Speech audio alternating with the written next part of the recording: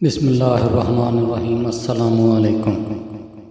جب کسی پر احسان کرو تو اس کے شر سے بچو۔ آپ میں سے اکثر لوگوں نے یہ جملہ کہیں نہ کہیں یا کسی نہ کسی موقع پر ضرور سنا ہوگا۔ اس کی مثال آپ کے سامنے ہے۔ وہ ملک جہاں پر مسلمانوں کو بے دردی سے قتل کر دیا گیا، جن کے اپنے ملک میں کرکٹ ٹیم پر حملہ ہو جاتا ہے اور پوری دنیا میں رسوائی کا سبب بنتا ہے۔ اس وقت وہ مشکل حالات میں پاکستان کی طرف دیکھتا ہے اور پاکستان سے اپنی ٹیم بھیجنے کی درخواست کرتا ہے، تو یہی پاکستان بڑے پن کا مظاہرہ کرتے ہوئے اپنی ٹیم اس ملک میں کھیلنے کے لیے بھیج دیتا ہے جہاں پر خطرہ نہیں بلکہ عملی طور پر حملہ ہو چکا تھا۔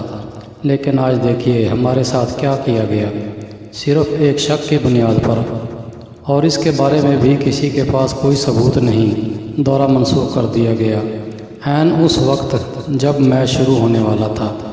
اس سے تو صاف ظاہر ہوتا ہے کہ یہ سب کچھ ایک پلاننگ کے تحت کیا گیا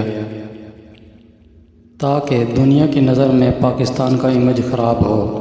لیکن اللہ نے چاہا تو ایسی بہت سی سازشوں سے ہمیں اللہ پاک نے سرخرو کیا۔ انشاءاللہ اس بار بھی دشمن نا امید ہوگا۔ میری حکومت وقت سے صرف اتنی التجا ہے کہ چاہے ٹیم میں جتنی بھی تبدیلیاں کرنی پڑے، بلکہ رمیز راجہ صاحب کو فری ہینڈ دے دیں کہ وہ اپنی مرضی کے پلیئر لیں اور اس مرتبہ ورلڈ کپ جیت کر دنیا میں پاکستان کا نام روشن کریں۔ دشمن ہمیں ہر طرف سے بدنام کرنے میں لگا ہے۔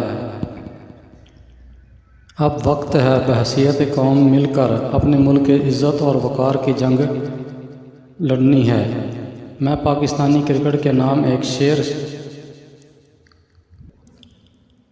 عرض کرنا چاہوں گا: سارے غم سارے شکوے بھلا کر اٹھو، دشمنی جو بھی ہو آپس میں بھلا کر اٹھو۔ یہ شعر اپنی ٹیم کے نام کرنے کا مقصد یہ ہے کہ اکثر آپ لوگوں نے دیکھا ہوگا کہ میڈیا پر ایسی کافی خبریں چلتی رہتی ہیں کہ ہماری ٹیم کے اندر آپس میں کچھ نہ کچھ اختلافات ہیں۔